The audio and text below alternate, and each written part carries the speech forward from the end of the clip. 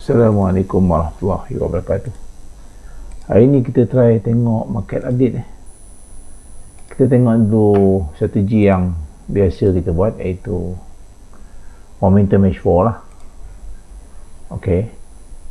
Apabila kita pergi ke momentum H4 ni, kita akan nampak dia ada momentum dekat sini.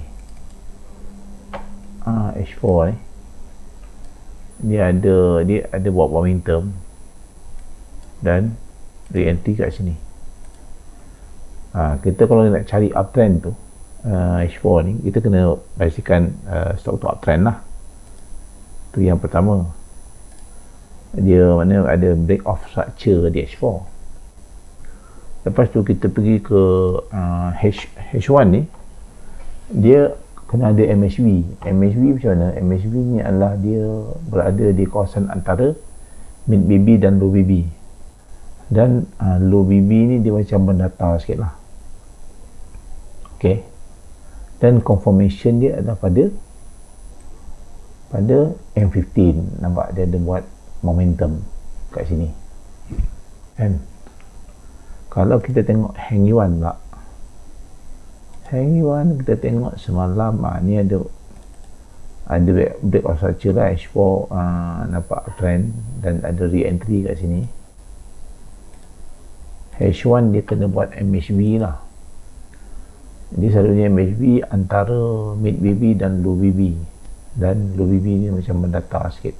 Kita tunggu dia retrace bawah ni untuk kita entry buy lah. Untuk memvalidkan bacaan tu, dia kena ada momentum kat sini. Momentum buy. Okay, kita tengok pula Suncon 4 hour. Kita nampak sini ada momentum. Sini ada re-entry.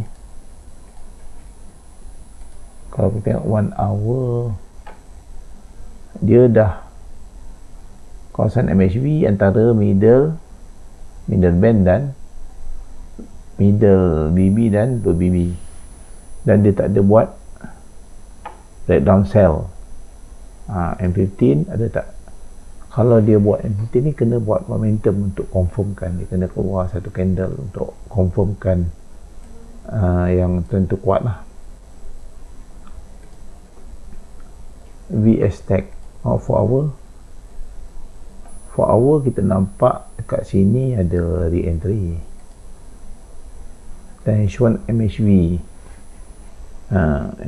lah antara mid BB dan low BB, dan dia akan mendata M15 untuk confirmation. Yang ni dia dah buat breakout ni. Boleh perhatikan lah VS Tech ni.